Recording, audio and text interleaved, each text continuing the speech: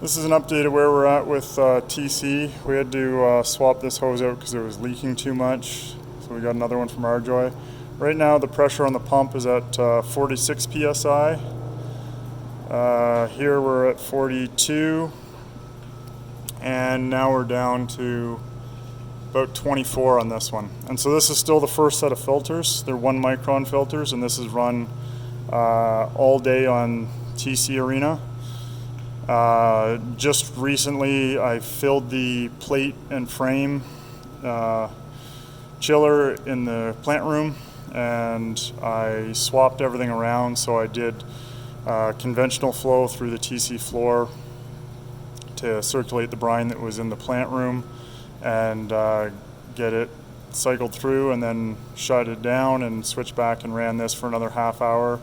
Got us a little bit more of a pressure drop. Just wanted to try and agitate the system a little bit before we pull these filters and put some fresh ones in for the overnight run. So we're about to shut everything down now and swap the filters. In terms of the plan for switching over to the curling rink, we are going to need to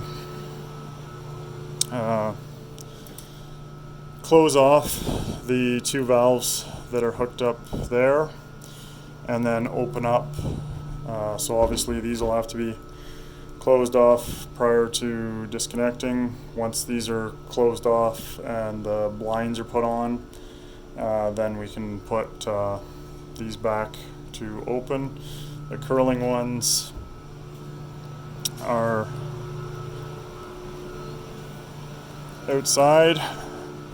And so we are getting another suction hose from Arjoy tomorrow, and the plan is to try and maybe this will maybe have to come forward a little bit, and then we're gonna hook the suction hose onto this one because this is the supply. So we're gonna pull in reverse as we did with the other floors, and pull out of this one with the green hose, go into this one, feed into there with the black hose, and hopefully we can just get them to snake through this door, and we'll have to block the door up somehow.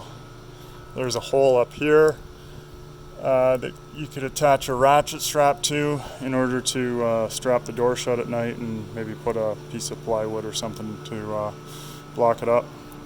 And hopefully that'll go smooth. So the curling floor is going to have quite a lot of air in it, I would suspect, because of the work that they did over there.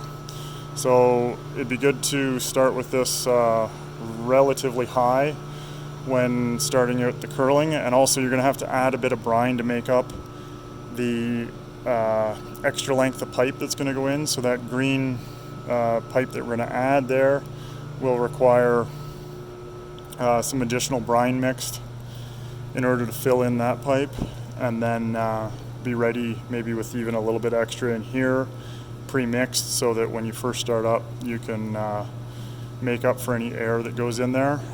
When you first start up the pump, if you can hear any signs of air or the pump cavitating, then just cycle the pump off right here and just run it through some cycles, and you'll just keep working air out. You'll probably hear air bubbles, you'll see the level drop, and you'll just have to cycle the pump on and off to get the air moving around and go into the high spots. You can also talk to Darren, and he can try and purge air off his header lines before you start up, once the valves are open. So essentially you would fill all your hoses, have everything filled up, have this topped up, have the valves out here, have the ones to the plant room isolated. So these would be, well, these are currently already closed off, so these can just stay as is. You want to keep both of those closed off. And then once you've got everything inside and all your hoses and everything full and topped up as much as possible, you'll open up these.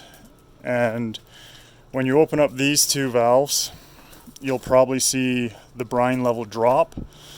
And so that's because of the air that's in their system. So you could basically open that up, let the brine level drop, ask Darren to bleed any air off the top of his header so that he can, and then if you need to, top this up again and do that before startup, and that'll help eliminate as much air as possible before starting up. And then from there you'll just have to top up as needed in order to make up for their air losses. I hope that's helpful. If not, if you need anything, I guess try and get a hold of me or Mike or Brad from Ultimate. You can also call Mike Davidson from Freshwater Plumbing if you need some help on site.